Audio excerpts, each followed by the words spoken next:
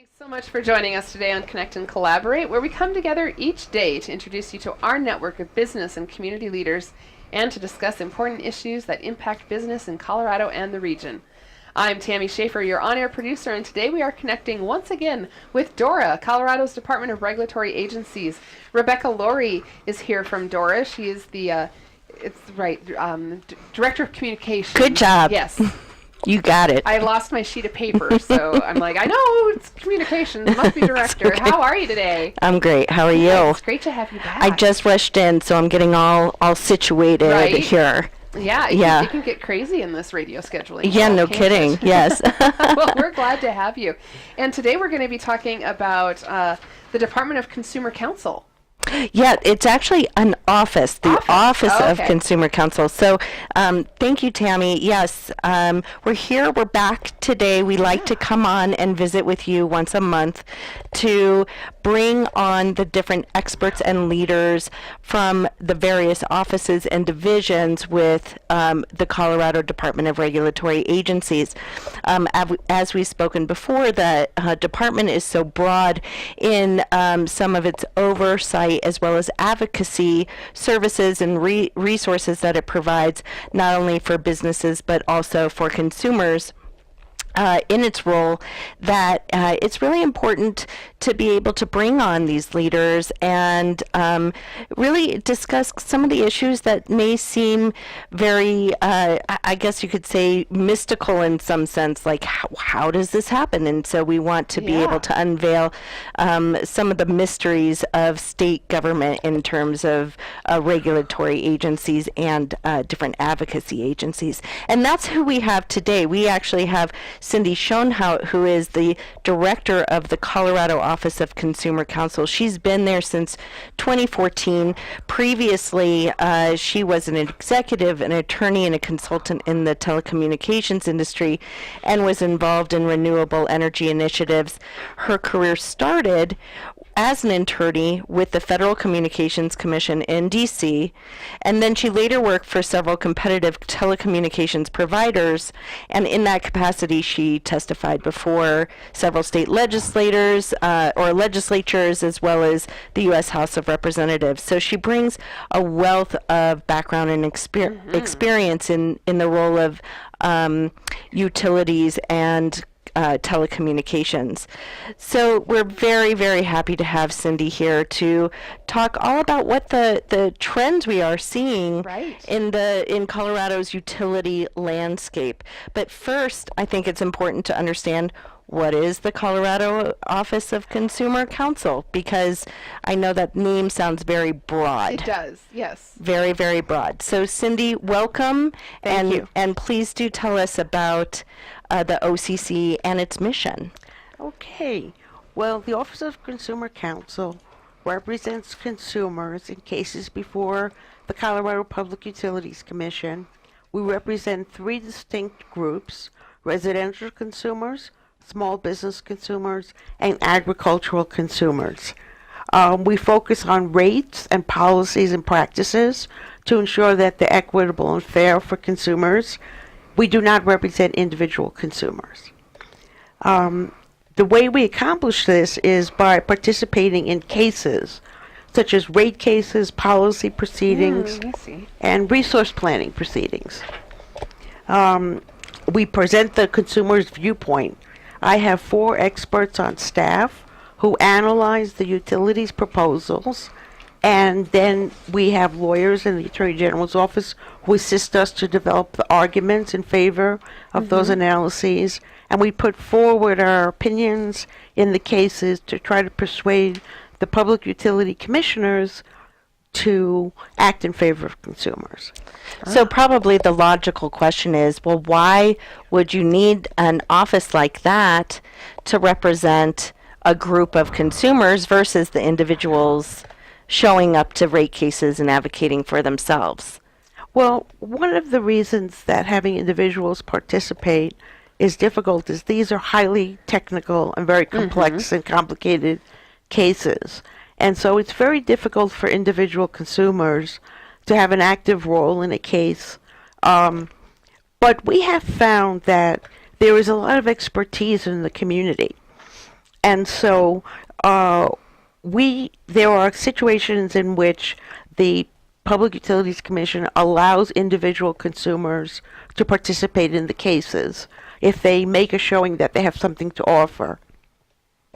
So the OCC is essentially a small office, an office of 7. Yes. Who then puts together evidence and presents evidence before the PUC. Yes. How does the OCC, though, differ from the PUC? Because as we know, the PUC also puts together evidence that they put forward to the commissioners Right. of the PUC. So the 3 PUC commissioners decide the cases. Among their staff is what's called trial staff, which presents independent points of view and evidence and testimony in the cases. The Public Utilities Commission is charged with representing the public interest. And by that is balancing both consumers' interests and the utilities' interests. We in the Office of Consumer Counsel solely represent the consumer's interest. But I will note that we are not looking to decimate utilities financially. A financially sound electric company is very important in Colorado. You don't want brownouts, you don't want blackouts or Right. anything else. Right. So the difference between the Office of Consumer Counsel and I apologize, I already went into the acronym land. Right. Office of Consumer Counsel, the OCC, and the Public Utilities Commission, PUC, is that the PUC essentially evaluates all the evidence before them, and the PUC commissioners make the decisions. So the OCC doesn't have any regulatory role. That's correct. We're Okay. just an advocate, but a very important role. Yeah, so yeah, you're kind of representing the best interests of the consumer, and well, wait. So I was going to say, and sometimes the commission, but not necessarily. You're not the best interest of the commission, but you want to make sure they're making fair prices. So I'll go ahead and jump in, but Cindy, clarify, yeah, yes. to clarify, the role of the Office of Consumer Counsel is always has their constituents in mind. Right. So the small business, the residential, and the agricultural consumer. Great, that's a great explanation. Thank you. Right. So how did this office even start? What's the history of this office? Why does it exist? Well, way back in 1984 was when the Office of Consumer Counsel was created. Oh. But prior to that, individual consumers could participate in cases, utility cases, before the Public Utilities Commission, and any costs incurred by those consumers who participated, be it experts or lawyers, were passed through to the utilities, which means it was paid for by their ratepayers, the consumers. Right. In 1984, the legislature in Colorado decided that it would be better to have a professional organization to be the advocate for consumers, and they created the Office of Consumer Counsel. We were given the statutory right to participate in all utility cases before the Public Utilities Commission, and we were tasked with the responsibility of representing both short-term interests and long-term interests of our constituent groups. Okay. And so once you got that role, then what? Well, fast forward to 2015, and just like other state agencies, the Office of Consumer Counsel had a sunset review for continuation of the office by the legislature. And in that process, the legislature removed telecommunications from our authority. So since then, we have been solely focused on energy issues. And one of the reasons, of course, that they said that was removed was because the telecommunications industry was being deregulated already. Yes, and it's a competitive industry. So you have a choice of provider in telecommunications, whereas with electric and gas service, for example, to your home or business, you don't have a choice. Colorado is not necessarily unique in having an OCC or an OCC-like office, correct? That is correct. there are at least 41 states and the District of Columbia that have similar offices to the Office of Consumer Counsel in a variety of places. In Florida, it's in the state legislature. Some places it's in the governor's office. And we work through a national association, so we can take advantage of some critical mass in trying to understand the issues and develop our advocacy. Okay. And so you really do just focus on the regulated utilities then, the utilities that also are overseen or for lack of a better word, by the PUC, or is it all utilities across the state, the co-ops, everything like that? It's just the utilities that are regulated by the PUC, and those are what's known as investor-owned utilities, and it does not include utilities that are cooperatively owned. So the small rural electrical co-ops are not regulated in the same way, and also the municipally owned. So in Colorado Springs, for example, the city owns the utility. In Fort Collins, the city owns the electric company. So those are not regulated by the Public Utilities Commission. What about on the natural gas side? On the natural gas side, there are 4 companies. So Xcel is an electric, but also a gas company, not necessarily in the same exact geographic area. Black Hills is an electric and a gas company, again, not in the same geographic area. There's Atmos Gas, which is out of Greeley, used to be Greeley Gas, and Colorado Natural Gas. Okay. So going back to this idea that the consumer really needs an advocate because these proceedings are taking place, they're complicated. Along with the OCC, though, I mean, what if somebody just really wants to show up? Can the average person just show up? Well, there's a couple of ways the average person can participate in these proceedings before the Public Utilities Commission. One way is by filing what's known as public comments, which can be done through an online format, through an email, through snail mail. Even handwritten inputs are scanned and placed in the file of the case. Okay.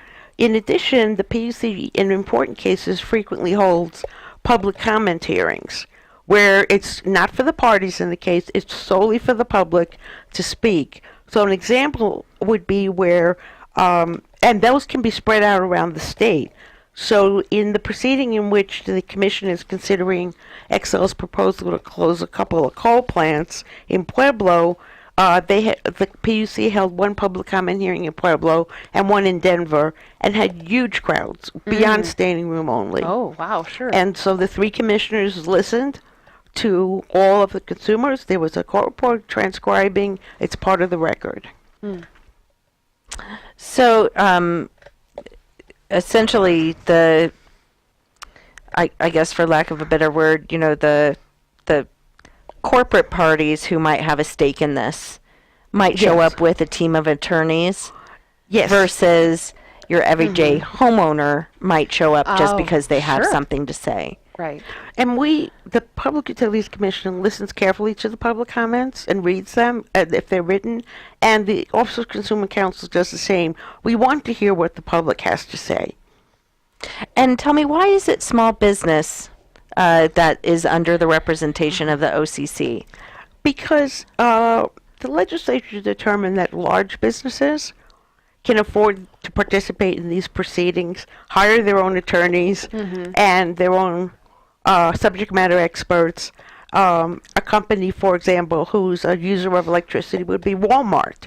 Okay. Walmart has announced that it wants to put solar panels on all of its roofs, which are flat, would be perfect for that. They're involved in all these proceedings. They're an extremely large customer. Right. Another very large customer is the Department of Defense. The military is a very large customer, and they participate in the proceedings, and they have their own officers who represent them as lawyers.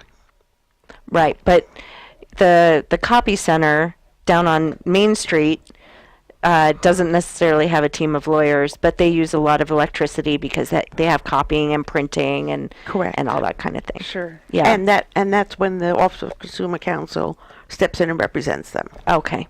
as a Okay. class of customers. Can I ask, so when there are these public meetings held, is there notice that if the public wanted to attend that they can?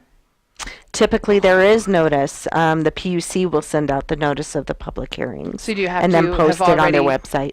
It's on their website, and then Mhm. okay. So I was going to say, do you have to have expressed interest already before they notify you? But No, you can Not just you know, show look up at it, yeah. yeah.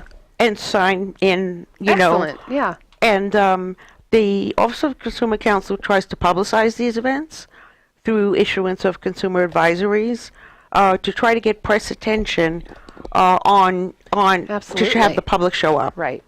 So, what types of cases regarding electric and natural gas utilities tend to come before the PUC? Well, probably the most impactful cases are rate cases, and that's a case in which a utility wants to raise its rates. There's no such thing as a utility seeking to lower rates, just for the record. Not just out of the kindness of their hearts. No such thing. So, right now, for example, the PUC has 5 rate cases pending before it for various electric and gas utilities, and the Office of Consumer Counsel participates in all those cases. As we were talking about earlier, when a market is not competitive, like electricity, you have no choice, then a monopoly provider could charge you just about anything, and you would have no choice. That's where regulation steps in the absence of a competitive market, to keep rates reasonable. And that's what the regulators do. So the PUC looks to establish rates that are as low as possible, but you have to consider issues of service quality, reliability, and environmental impact issues. Mm-hmm. And so, essentially, utilities base their rates on those services. Can you give an example of a rate case? One example of a rate case that was a big success for the Office of Consumer Counsel, so I like to use it as an example, Great. was in 2016. Black Hills Electric, which serves southeastern Colorado, including Pueblo, and a couple other parts of the state, they asked for PUC permission to raise their rates by almost $9 million annually. They have a customer base of about 94,000 customers. So $9 million is a lot to them. $9 million is not as much to Excel, which is much larger and serves over 1 million customers in Colorado. In the case, for example, which we achieved a really good outcome for consumers. So due to our advocacy and the advocacy of the independent PUC trial staff, the original request for $9 million rate increase was reduced to $1.2 million. So just to give you an example of how that is reflected on a bill, Black Hills proposed a $17 a month increase in the monthly charges for small business consumers, and that $17 through the advocacy became $3.34. That's a savings to consumers. That is due to our advocacy, and it's interesting because Black Hills has actually appealed that decision to the district court in Denver, and we're waiting for a decision. And that's particularly impactful because there is a large small business community in the Pueblo area. Yes. A lot of just independent business owners and things like that. I would imagine that $17 a month, they would feel that. Yes. But the fact is that if they're not paying attention per se, next thing they know, they just see that their bill has gone up. Right, and what choice do they have but to pay it? Right. How about electric resource? Electric resource planning is an important part of the utility industry. Because these power plants that generate electricity, they cost billions of dollars, as do the transmission lines, the ones you see, those big high voltage Right. towers. Well, you can imagine what those cost. And so with that on the line, it must cost a lot. a lot. We're talking Yeah. billions. Yeah. And so the utilities plan very far in advance for whether they would need additional facilities. And they put that through a process at the PUC. So first the company identifies what does it need in terms of resources. Is what we have now good enough? Do we need more? And one of the types of resources they would look at would be whether to build a coal plant, which is kind of passé these days, to build a gas-fired plant, which uses natural gas, is burned to create electricity, or you might have a wind or a solar installation that could meet those resource needs. That's the first step, is identifying the needs. The second step is that the company seeks, through a request for proposals, it seeks bids from competitive providers. And an example of one of those, I don't know if you ever heard of Invenergy. It's got kind of a good name. And they are in the wind business. So they might be hired to provide the wind turbine and the wind farm, where all the turbines are, resources to help the utility meet their resource needs. In this case, in Excel's 2016 case, which is not over yet, there were an unprecedented number of competitive bids provided, staggering amount, hundreds, and which, if you took them all, would provide way more electricity than is actually needed. So there's options. And at the same time, the prices for renewable energy, for wind and solar, were way, way down. They were so low it gathered international and national attention. Is this where wind prices are going, this low? And so Colorado's kind of on the cutting edge, which is great. That does put us in a good position, doesn't it? It sure has. But you mentioned these are complicated and lengthy processes. Yes. Right. So but why is that process so important? Because there are billions of dollars at stake, and consumers ultimately pay them. So once a utility is authorized to build electric generation facilities like a coal plant or a wind facility, then that's passed through to consumers in their rates, and these projects go on for decades. So let's talk about some other cases real quick. I know we only have a couple minutes. Just real quickly, what's a large category of PUC cases that your office tends to get involved with, especially on a policy level?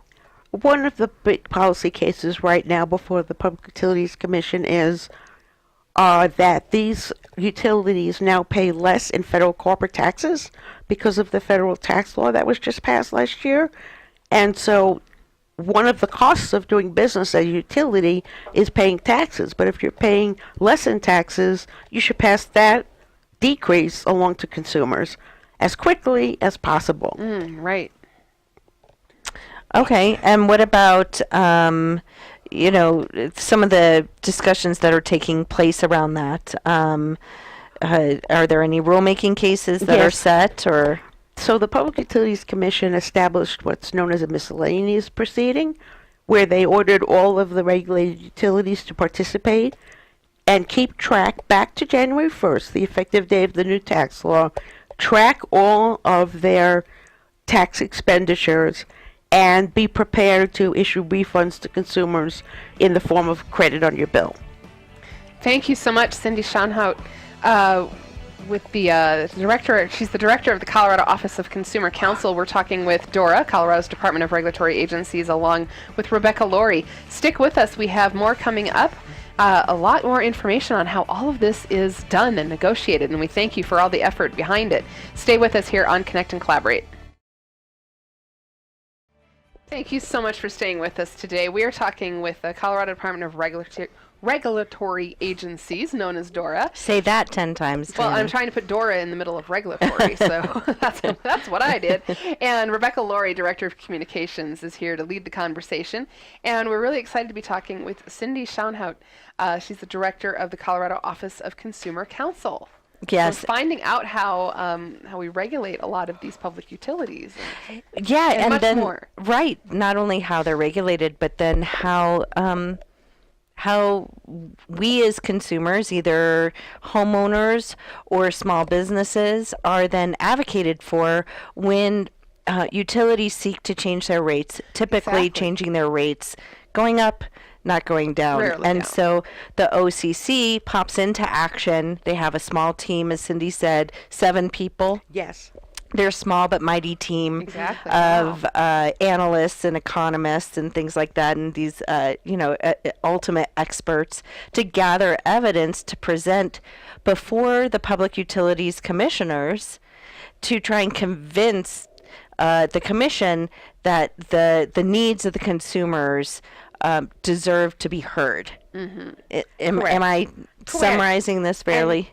And not just that their needs should be heard, but that in the balance that the commission makes when it's making a decision, it should consider that the cost to consumers should not outweigh the benefits. So, for example, if you were going to have a rate increase that was high, an extra $10 a month on your utility bill, simply to gain 1% increase in service quality, it might not be worth it, because $10 a month, $120 a year, that's real money. Right. We were talking about some of the types of cases that the OCC focuses on, and let's continue that discussion. So what are the cases that the OCC really cares about? So one group of cases that we get involved in is where a utility applies for a certificate of public convenience and necessity, which is a complicated way of saying they ask for permission. So they ask for permission from the regulator, which is the Public Utilities Commission, to build or construct facilities or initiate a program. And they have to prove up that it's needed, that it's reasonable, that it's cost effective. So an example was where Excel was looking to build a new transmission line in Thornton, where it was a new development. So there was no utilities, no nothing, no streets, Nothing established. or anything. Yeah, no infrastructure. Right. So it had to be built. The people who want to buy houses there want electricity. That's one example. Another example, you might have heard of Smart Grid City, which was supposed to be Boulder a few years ago, where it was going to be advanced meters and advanced technologies to help provide better services. That kind of didn't work too well. What's going on right now is something very interesting. Under Excel's program called Innovative Clean Technology, they are providing renewable energy through solar and energy storage to the company, Panasonic company, which is building a major headquarters out towards the airport. And Panasonic wants to be a good corporate citizen and doesn't want to contribute to planetary warming, etc., through carbon emissions. So, and at the same time, Panasonic's doing that in Stapleton, where there are residential customers. Those who have solar on their roofs have gotten huge batteries, usually put kind of in your garage, to store that energy, because one of the issues with solar and wind is they're called intermittent resources. The sun doesn't always shine and the wind doesn't always blow. In fact, of course, the sun mostly shines during the day, and I've learned the wind mostly blows at night. Oh, is that how that works? Right. I didn't know that before. Oh. But if 6 p.m. comes and the sun is down and you've got rooftop solar panels, you have to go back on Excel's grid to get the energy. What if you could store a lot of that electricity in your garage? Right. In batteries. It's Some kind of cell. Yeah. Your cell phone is an energy storage device. You charge it and it stores the electricity. Well, we need this on a grander scale. But it's the solution of the future, would be energy storage. Another kind of case we get involved in involves what's energy efficiency, which a lot of people are familiar with because you couldn't get the light bulbs you used to like. That's an example of energy efficiency. Right. The new light bulbs are significantly more efficient and use far less electricity. Programs under law that the utilities have to help consumers buy more energy efficient appliances. The cost the utilities pay for example, if you go to Home Depot and you want a washer dryer set and there's a big sign on it, $50 rebate, $150 rebate, that's not paid by either the manufacturer or by Home Depot. That's paid by the electric utility that serves that area. Okay. And that cost is passed through to consumers. Policies in favor of those kinds of funding rebates is part of the law in the state of Colorado. That is a piece of information that is new to me. Yeah. I did not know that. Well, I mean, I think I presumed that it had to do with who's ever providing the power would give you that rebate, but not where the money actually comes from. Yeah. Right. Yeah. I just assumed that there were a variety of factors that went into a rebate. Sure. But sure. I suppose I just made my own assumptions. Thank you, Cindy, for Yeah, and never know what you're going to learn here. That's right. And I learn something new every day on my own job. The newer appliances, from your refrigerator to even a toaster even, are so much more efficient in the use of energy than they used to be, that by upgrading what you have at home you will save money. Yes. Hey, let's switch gears for a little bit and talk about some of the real big cases going on in the state of Colorado. As we know, there's been a lot of attention to the Xcel proposal to retire early 2 coal plants in Pueblo. What's the OCC's role in that? What can you tell us about that? It's a very interesting case because we're talking about 2 coal plants that are owned by Xcel that have been used since the 70s to provide electricity to Xcel's customers, but the coal plants are located in Pueblo, which Xcel does not serve. Black Hills Electric serves them. So any pollution from the coal plants goes to a community that doesn't even get any of the electricity. What Xcel would like to do, and they have sought permission, is to propose to close those plants early, perhaps about 10 years earlier than their normal natural lives would take them. In that case, they would replace the electric generation from coal with either generation from natural gas, which, by the way, natural gas pollutes about half as much as coal, so it helps with the planetary warming and carbon emissions. But more important, Xcel is looking for wind and solar energy to replace those 2 coal plants. What comes up in a case like this is an enormous amount of issues, from the jobs that would be lost, and it's about 85 jobs, good paying union jobs that would be at risk if these 2 coal plants were closed, and also the economic development issues. So, for example, the County of Pueblo taxes these coal plants and gets a lot of money from that because they're big, expensive operations. And so if they were closed, what happens to that tax base? So there were a lot of really interesting issues. We are focused on the cost to consumers. Historically, coal has been the cheapest way to produce electricity. However, we have seen just recently, at the end of last year, the bids that were submitted in this case from competitive providers bring wind in at the cost of coal or even lower. So if you can provide consumers with basically a neutral impact on their bill, or perhaps some savings, isn't it better to use the renewable energy, have fewer carbon emissions, therefore less pollution?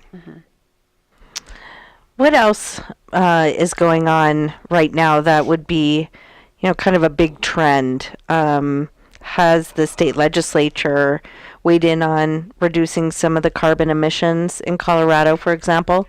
Yes. Now, I'm very proud of Colorado because Colorado was the first state in 2004 to introduce and implement renewable energy standards, which is to say that the requirements on the investor-owned utilities, Black Hills and Xcel, that they must generate 30% of their power from renewable energy resources by 2020. Xcel has already met that goal. Black Hills is on the way. We, the people of Colorado, voted in 2004 to put that in our Constitution, and then also gave the state legislature authority to, which they have used, to up that percentage over time. Some states are way out there. Hawaii wants 100% renewables by the year 2045. You can see where if you do not have energy storage at cost-effective manner, then none of that's going to happen. So what's an important policy issue now that is pending before the PUC? Well, we talked about the Federal Tax Act and the reductions in the federal corporate rates, which we want to see pass through to consumers.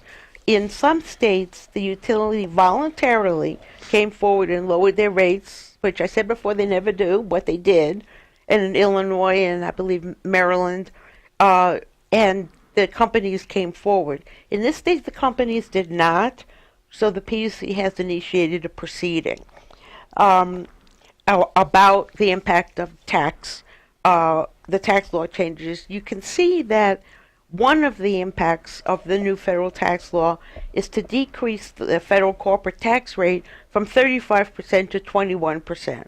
That's a 40% decrease. But there were other things in the Tax Act. It's pretty long, and there were a whole bunch of issues that the utilities have raised that they say might offset that savings.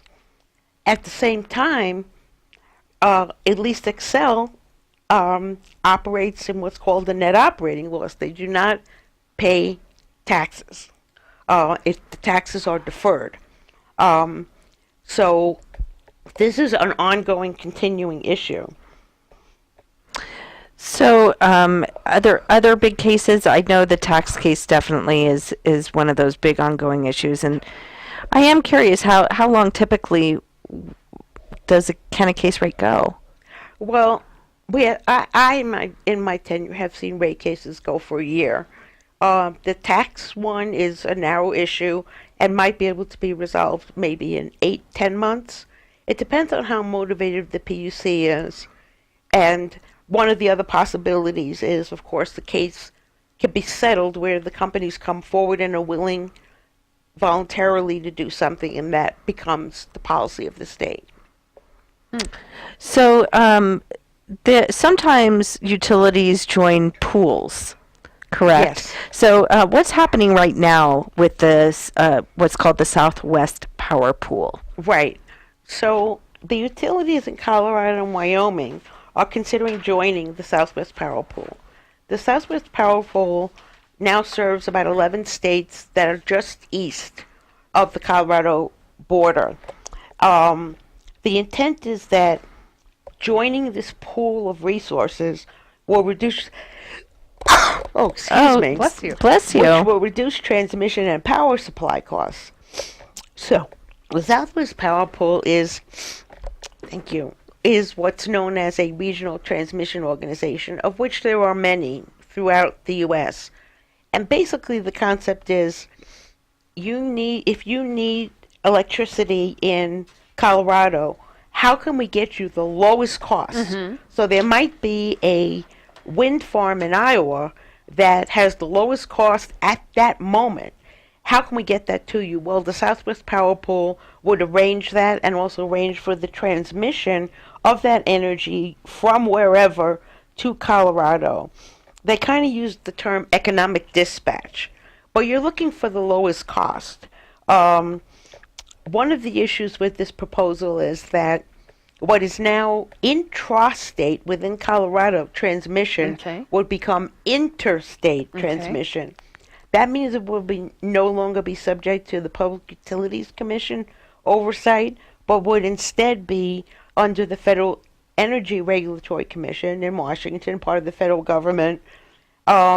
We at the Office of Consumer Counsel and others are reluctant to cede our control to a federal agency in Washington that's not here on the ground closer to the issues. But most importantly, we want to see what is the cost to consumers and what are the benefits. If consumers can save money, that might sway us. But we have yet to see those figures and that data. What about residential consumers? I know we've been talking a lot about small business consumers, which is, a good component of the OCC's, overall audience consumer makeup. But residential consumers, we all want to make sure that we have good rates to be able to have electric services in our homes. What's something that we should be aware of, since we're all, for the most part, I'm aware of living in homes. Right. So, for residential consumers, one of the issues on the horizon is the potential change to what's called time of use pricing. What you have today is you pay for your energy use, your electric usage, the same amount all times of the day, all days of the week. But it costs the electric company more to produce that power during what's known as peak hours. And that would be typically, an example would be 2 p.m. to 6 p.m.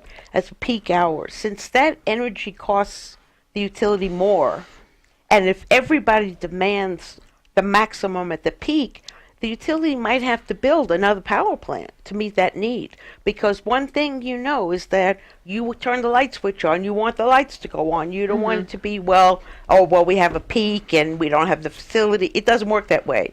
The company has to be ready, able, and willing to provide that power. And so the concept of time of use rates would be something like, for example, you pay more for your energy usage in the 2 p.m. to 6 p.m. hour, weekdays, business days, and that's during the peak when energy costs the most. And then after 6 p.m., the rate would drop. And so everyone who works and then at night and then comes home during the day and they're sleeping, they actually might incur cost savings. Right.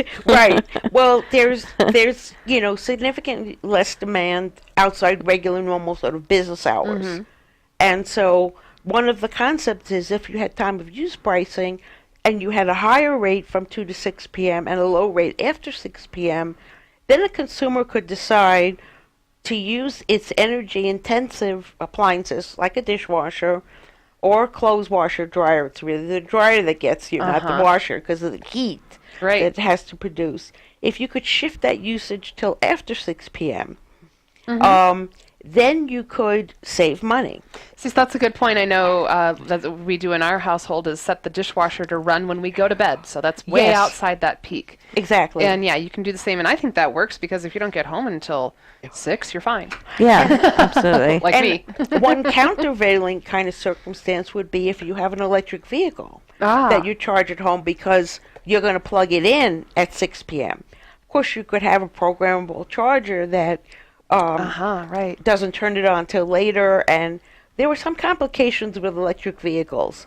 But basically, time of use rates is something that's being tested now in Colorado to see, number one, if consumers want it, and number two, that do they change their behavior? Do they really shift the dishwasher till after 6 p.m.? One thing I've been concerned about is that there's a certain amount of usage that you can't shift. You can't unplug your refrigerator for 4 hours and plug it back in. And all of your devices that are plugged in, but for example, your cell phone charger at home that's waiting for you to come home. Oh, I didn't even think of that. That actually draws what's called either phantom or vampire electricity. Yes. I've heard of this, yes. And so there's sort of a threshold minimum usage that isn't the customer can't change when that is. But I'm also thinking that 2 to 6 in the summertime is when you want to run your air conditioner, I bet, because the sun just heated up your house. Right.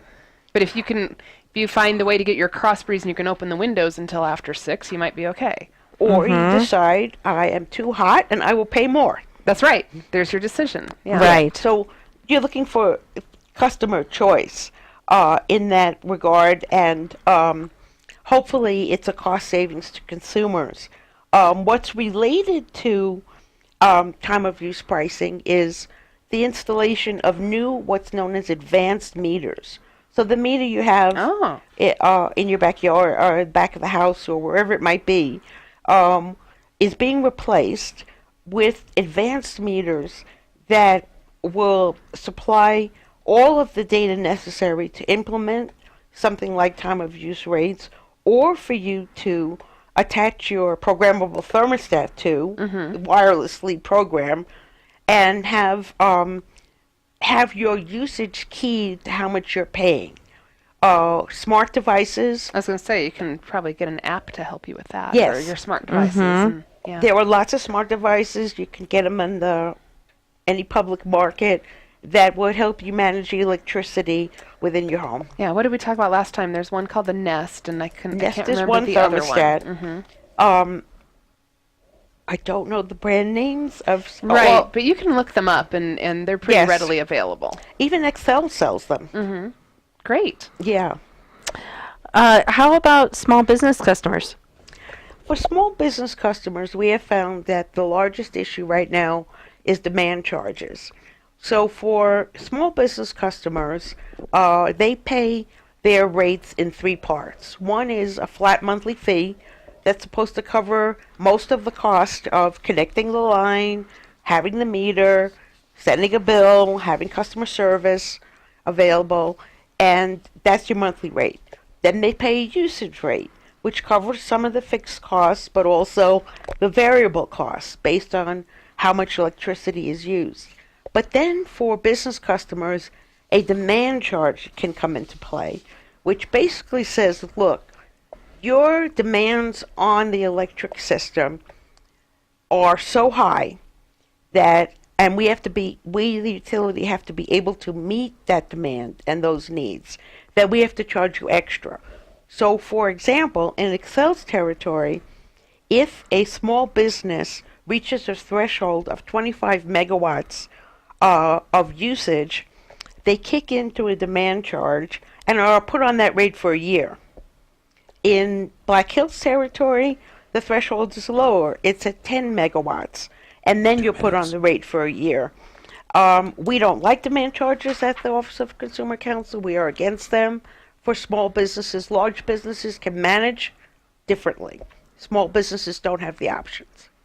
So I know since we're reaching towards the end of the show here, we didn't necessarily get to cover the agricultural consumers and what the types of issues they face. Another reason to definitely bring you back, Cindy. But I do want to talk about the incredible numbers that you have in terms of how you measure your success. Well, how we measure... So go ahead and toot your own horn here for a minute. Yeah. Well, I'm very proud of my 7 small but mighty staff and the attorneys who help us because we've accomplished major things. In fiscal year 2017, our budget was about $1.68 million. For every dollar we spent, we brought home $58,000 savings for consumers. That's a significant return.